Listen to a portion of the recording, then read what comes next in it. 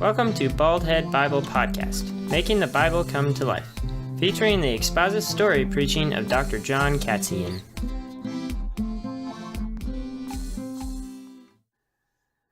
Joseph looked down. It was his brothers. It was his brothers.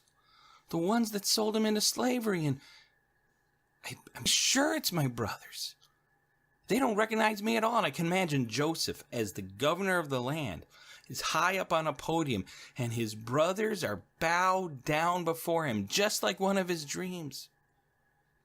And he thinks to himself, well, there's Reuben, there's Simeon, there's Levi, there's Judah, there's Zebulun, there's Naphtali, there's Gad. He starts counting them out. There's 10. There should be 11. Where's Benjamin? I wonder how he's doing. And is my dad with him? No, it looks like it's just those 10.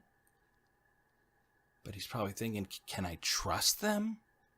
I mean, these are the brothers who sold me into slavery. Can I honestly trust them? I don't know if I can, because, you know, the way things went, they were evil brothers who quickly sold me into slavery. I just don't know if I can trust them, but man, I'm dying to give them a hug. I'm dying to welcome them. I think Joseph's thinking inside. See, Joseph did what was right consistently, but I also think Joseph changed over these years. This is 20 plus years difference from when he began as a teenager to who he is now, and he is a changed man as well. But are his brothers? Or are they the same angry brothers that he had before? And where's Benjamin? And how's he doing? And his father Jacob, is he still alive? So Joseph thinks, I've got to find this information. I've got to test them. And how am I going to test them? Then Joseph thinks of this great idea.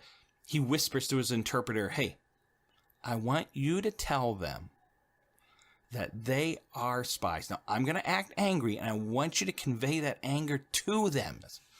So he says to them, hey, through an interpreter, because remember, they don't speak Egyptian, and the cool thing is, they don't know that Joseph speaks Hebrew. But he says, hey, you 10 brothers from the land of Canaan, you're spies. Each one of you is a spy, and I can imagine the brothers are bent over on the ground, and they look up, and they're like, what? We're not spies. We've just come here to get grain like everybody else. We're not spies. And he says, no, sir, we are not spies. Now, there seems to have been, historically, some raids from Canaan into Egypt and Egypt into Canaan. I also wonder if, remember, Abraham came all the way down and caused a past Egyptian king a lot of trouble. And I wonder if that caused all this mistrust of the Canaan people. And so Joseph isn't totally out of bounds in saying that you guys are spies and you've come to check out the land. And the brothers are like, no, we're not spies. We have not come to check out the land. Please, you have got to believe us. We are not spies. And Joseph basically says to him, prove it. Prove to me you're not spies. Who are you guys? And one of the brothers, we don't know who, stands up and says, we're 12 brothers. There's 10 of us here, but there's 12 of us. And I just want you to know, the youngest, he's number 12, and he's at home with his father, Jacob. But number 11, that other one, the brother pauses. Sadly, he's no more. And Joseph catches himself. He probably wants to cry. He's like, that's me. They're talking about me. They think I'm dead. And Benjamin, he's still alive. And maybe he wants to leap out of his skin at that moment and just give them all hugs. And he's like, no, I can't. Because again, I don't know if these people are changed men. I don't know if they're still going to cause evil. Because Judah and Simeon and Levi, I mean, these are bad men. So Joseph says, I don't believe you. I don't believe you at all. Joseph snaps his fingers and says, all right, I want you to take all these brothers, these 10 men from Canaan, and I want you to put them in prison right now. And for the next 3 days, the brothers were in prison. And they had a lot of time to talk about, what are we going to do? And in fact, I wonder if Joseph sort of hung out near him and began to listen. Because later on in Genesis chapter 42, Reuben, it says, talking to his brothers, again in Hebrew, and he doesn't think Joseph can hear him, and I wonder if Joseph is nearby. Reuben says to his brothers, did I not tell you that this was going to come back to haunt us? Our sin against our brother Joseph, this is a reckoning for his blood. And it says there in verse 23 that they did not know Joseph understood them. On the 3rd day, Joseph comes back and says, okay, I want all of you to go back except for one. And that one brother, he's going to stay here. Now, I'm going to send you guys back with grain so you can eat. But that one brother's got to stay. And I want you to bring that youngest brother back as proof that you are not lying. Reuben's like, this is a curse upon us. Joseph is thinking to himself, I think they've changed. I wonder if they've changed. They still remember me. And the brothers said, we are guilty of his blood. We are guilty of all these bad things that happened to us. Maybe this is why this distress has come upon us. So finally, they had a discussion. They talked about it. And finally, they said, all right, one of us has got to stay. Who's going to stay? All right, how do you decide who stays in prison?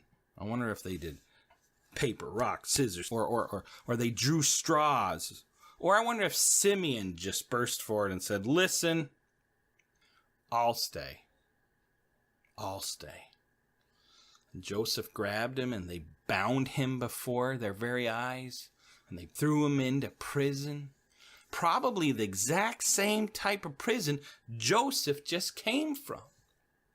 And so Joseph then went to his servants and they filled their bag with grain. And then he took the money because the brothers gave money to buy this grain. But Joseph, he put their money into their grain sacks. The money they gave to buy it, he said to his servants, I want you to take that money. I want you to put it into their grain sacks so they don't know anything about it.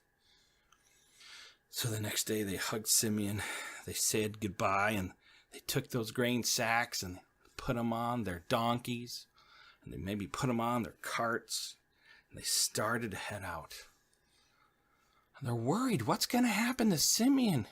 And I think these brothers have changed. And as they come to a spot where they stay and maybe they water their donkeys, or maybe they got all the way back home and then they open their sack and they poured out the grain and what?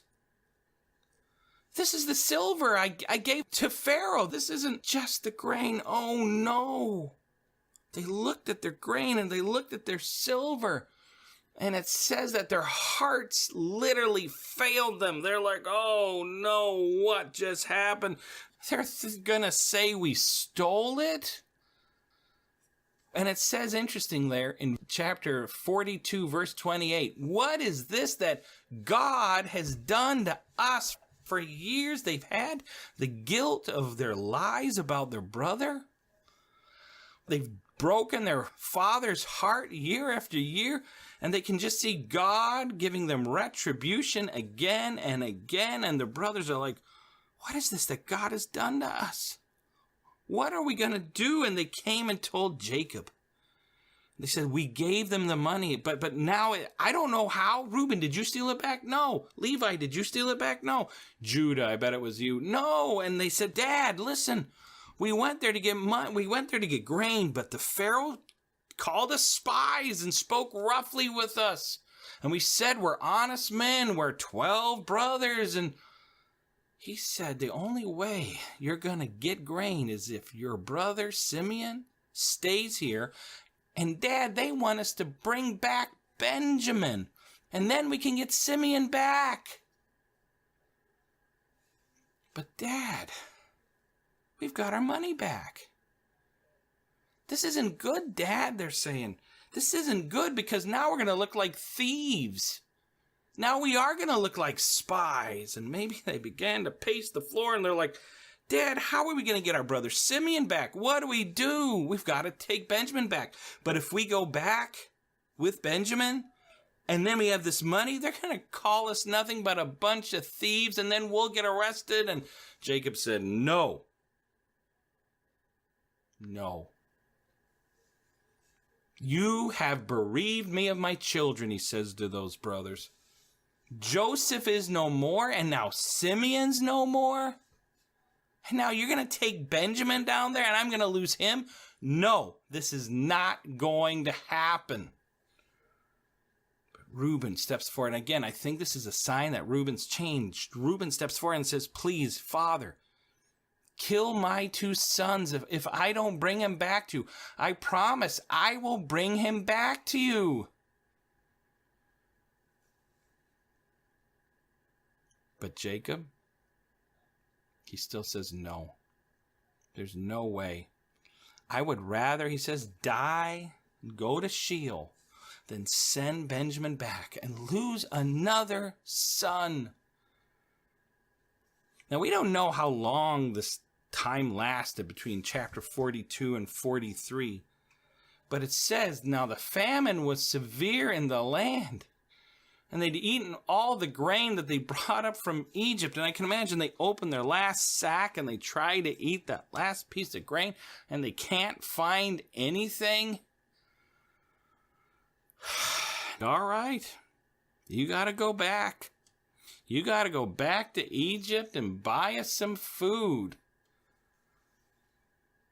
But Judah steps up and says, Dad, that governor, he said we can't go back unless we bring Benjamin with us.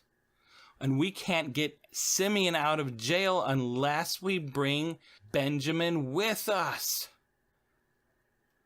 And he asked us, he said, is your father still alive? He asked us about you, and he asked us about our little brother. It sure was odd that he knew all these things about our family.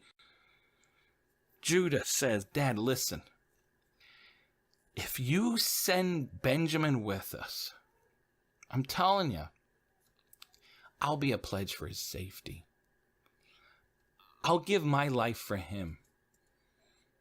If he dies, if I do not bring him back to you, Judah says to his dad Jacob, then you can blame me forever. I think he's literally saying, you can kill me instead. I mean, this is a change, Judah. Remember, Judah was the one who came up with the idea to send Joseph into slavery. But now we have a Judah who's willing to give his life for his little brother. Jacob's like, all right, we're starving. Again, did they slowly run out of grain for a year? Was it a couple months? We're not certain how long this took, but Jacob's like, all right. They think we're thieves. They think we're spies. They've got Simeon. All right, but we're starving. We've got to eat.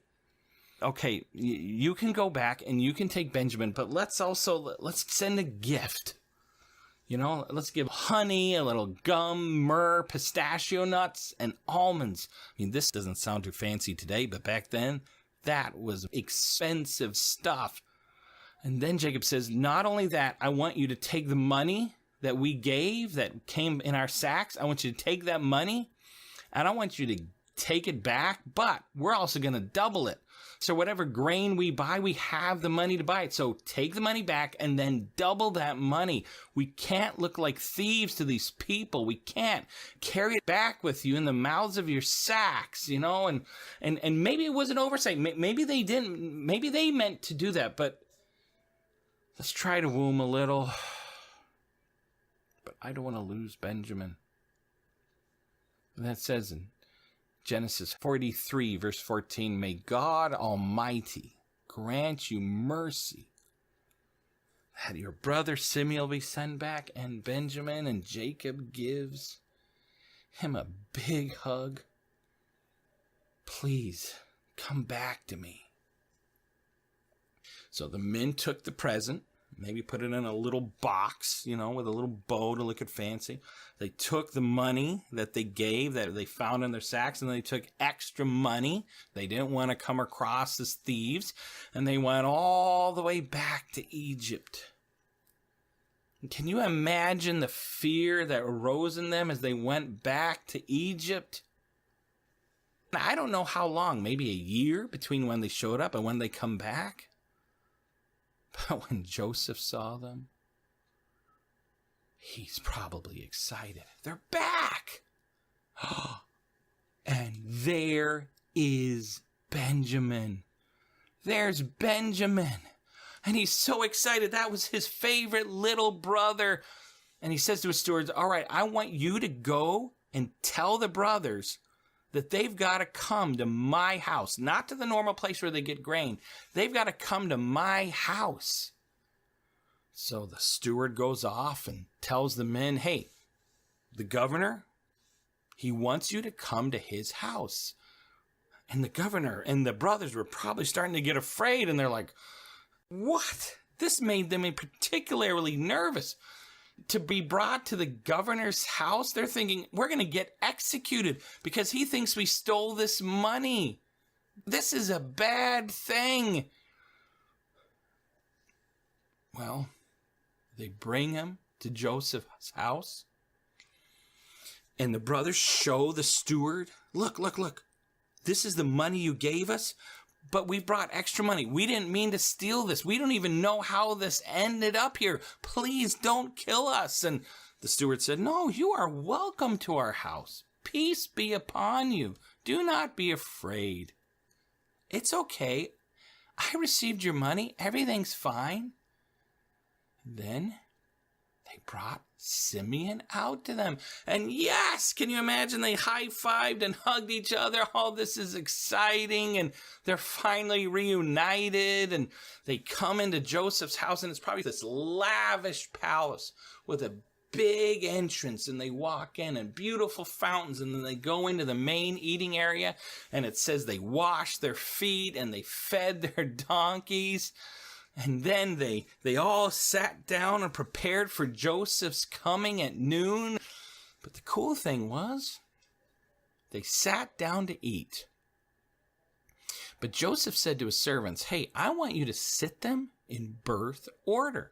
So the servants sat them from the oldest all the way down to the other end of the table to the youngest. When they sat down, they looked at each other. They're like, wow. Because they thought they were just randomly sat down by this man and the steward and the governor, but they just randomly sat him down in birth order. This seems a little crazy, And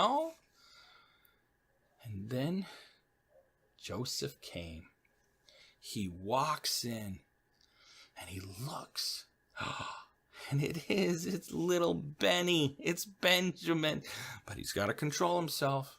Because he doesn't know if he can still trust his brothers, He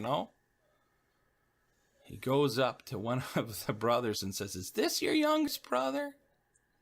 And he goes over to him. Is this Benjamin? Huh?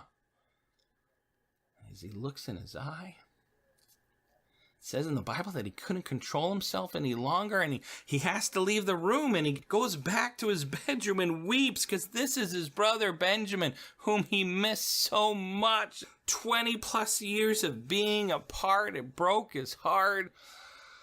And he controls himself, it says, washes his face, and then he says, all right, I want you to serve them their food. And this is how they sat. The brothers, again, in birth order at one table. The Egyptians at another table. And then Joseph sat by himself, completely alone. Because he was the hierarchy. The Egyptians, they would not eat with the Canaanites. They wouldn't eat with these Hebrews because that was an abomination. So they totally had their own table. But the servants came and they served him. And then they came and they said, all right, here is the first course. Reuben, being the oldest, gave him some mashed potatoes. Plop. Then he went to Simeon. Plop. Then he went to Levi, plop. Then he went to Judah, plop. Then he went to Zebulun, plop. And then he went down the row, all 10 brothers. And then he comes to Benjamin. And that pot of mashed potatoes, he goes plop, plop, plop, plop, plop. Whoa! Benjamin is like, this is awesome. My brother's got 1 scoop of mashed potatoes each. I got 5 scoops. This is amazing. And then he brings him a steak. And he brings another brother a steak and another brother a steak. And then they come to Benjamin and plop, steak, steak, steak, steak. 5 sirloins, grapes and salads and whatever the other brothers got 1 of, Benjamin got 5. The brothers are like, this is insane. What is happening? And they began to be happy. Their brother Simeon was back. Everything is fine, and they're high-fiving each other. They're enjoying their meal together, and they're probably talking to each other in Hebrew, thinking that governor can't understand a thing they're saying, but Joseph is probably listening the whole time, laughing behind his hand, enjoying this moment. But he's got to give him one more test. So the next day, he says, all right, I want you to fill each one of these men's sacks, as much food as they can carry.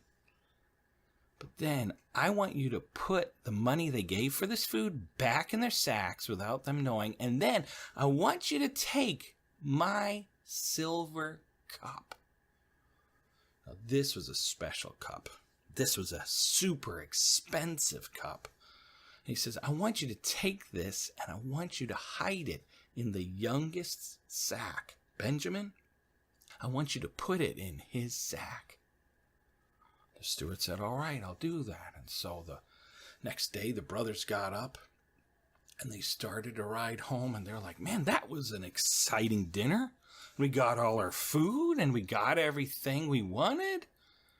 And so they started to go home and they're riding on their donkeys and, maybe a camel or two. And then all of a sudden, they hear behind them a rumbling of horses and chariots. And here comes the steward and the men who worked for this governor. They overtake him and they stop him and they say, hey, what have you guys done? And the brothers look at each other and they're like, we haven't done anything. What are you saying?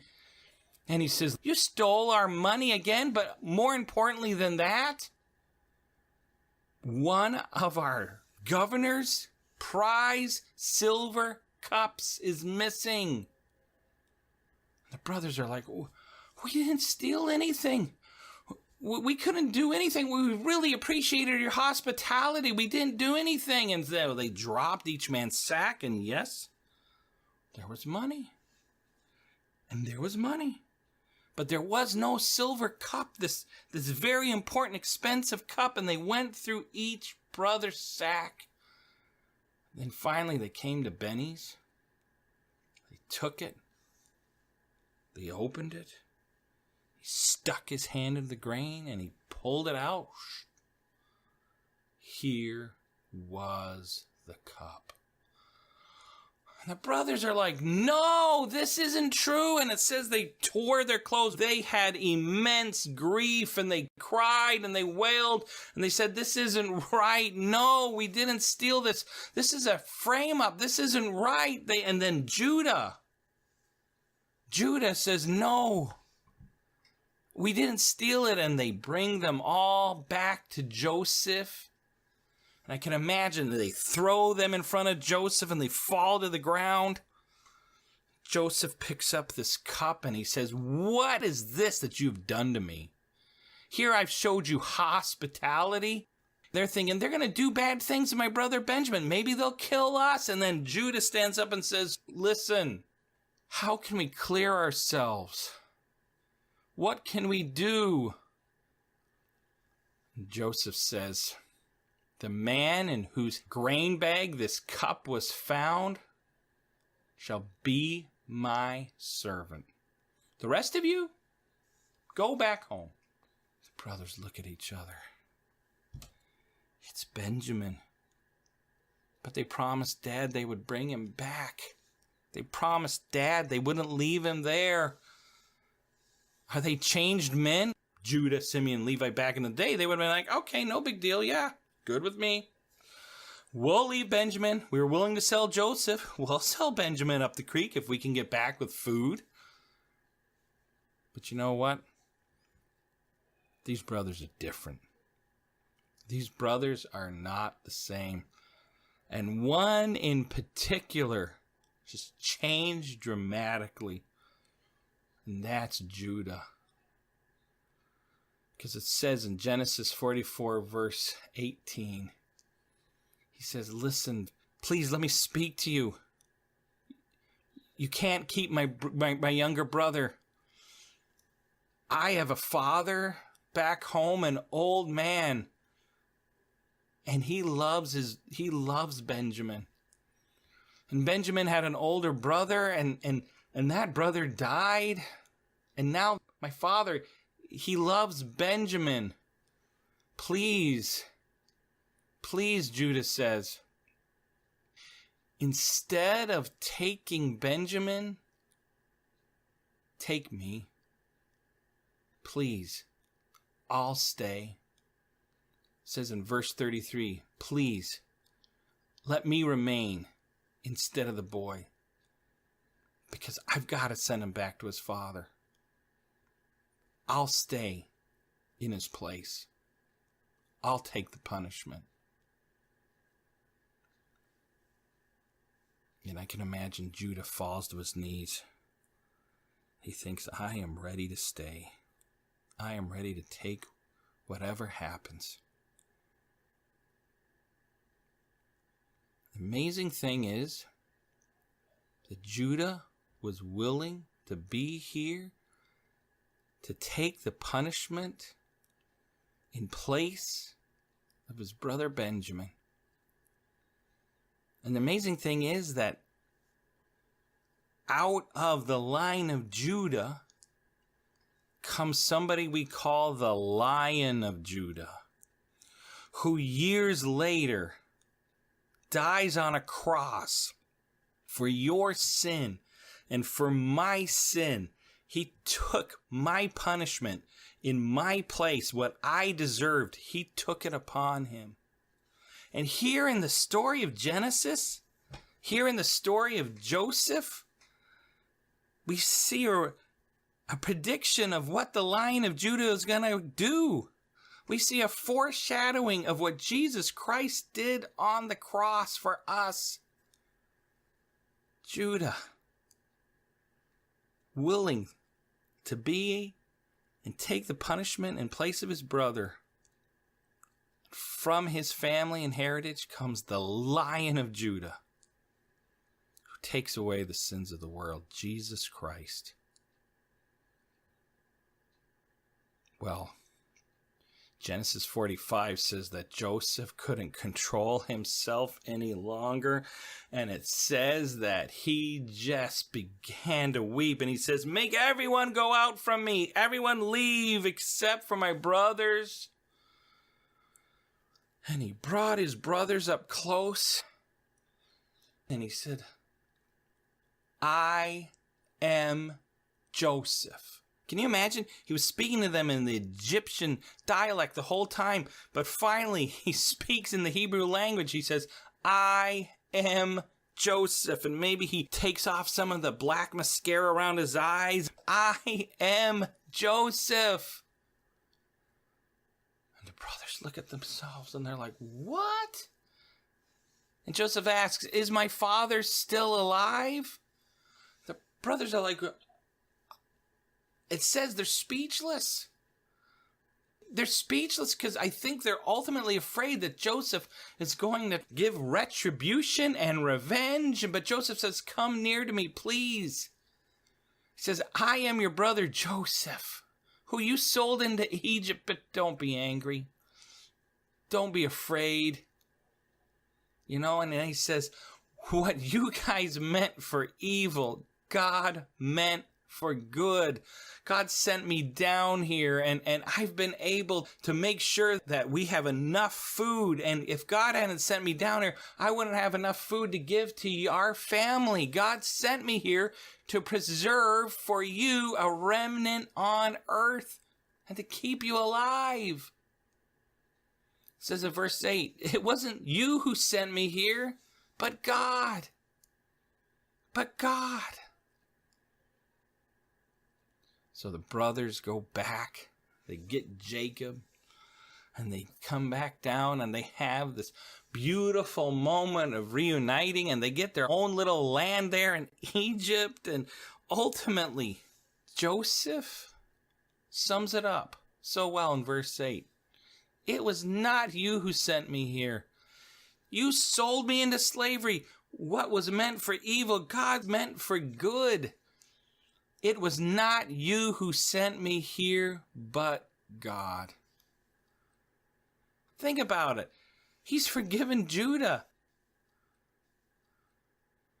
And we can see God working behind the scenes throughout the story, making sure things happen, all on behalf of Joseph, all on behalf of the family of Jacob, all on behalf of all these tribes of Israel, and ultimately, he did all this so that one day the line of Judah could be born, Jesus Christ.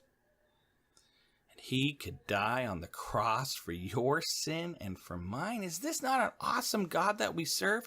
And to think about it, Joseph, he's willing to forgive his brothers, 20 plus years separated from his family. He went through prisons, he went through slavery, he went through some tough times, but yet behind it all, he could say, God's in control. He's taking care of everything. Don't worry, brothers. Don't worry.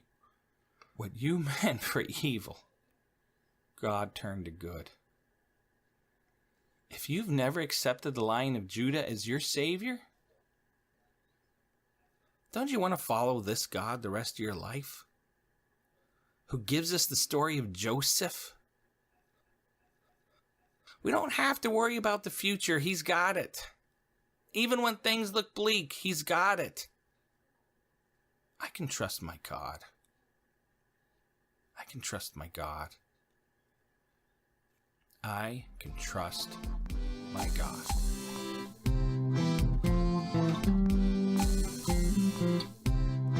Baldhead Bible Podcast is created by Dr. John Katzian.